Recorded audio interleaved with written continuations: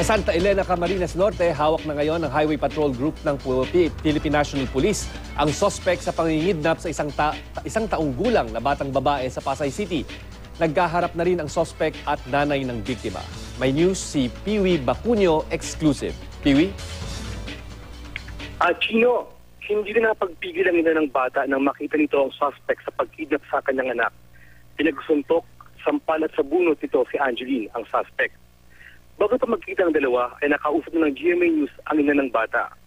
Ayon sa kanya, Lunes na umaga na magpaalam ang suspect, nagpapasilang sa isang department store ang bata.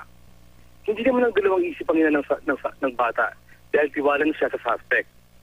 Saray na raw siya na inalaga ng suspect ang kanyang anak.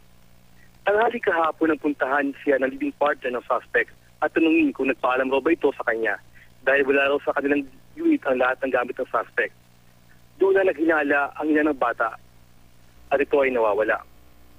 Sinubukan nila itong hanapin sa mga mall na malapit sa kanilang tahanan at ang hindi makita ay nagtungo sila sa barangay upang iblato ang nangyari. Doon nila nakita sa CCTV ng barangay ang pagkalis ng suspect kasama ang bata at isa nakais isang tricycle ang mga gamit ito.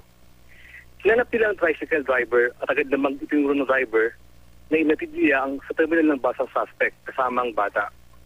Pasado alas 5 na ng hapon nang marating nila ang terminal ng bus, subalit alas 3 ng hapon nakaalis ang biyaheng Samar. Nakiusap sila sa tingnan ng CCTV ng bus terminal at doon na nga nakumpirma ang pagkuha ng ticket at pagsakay sa bus ng suspect. Sino? Maraming salamat, Piwi Bacunio.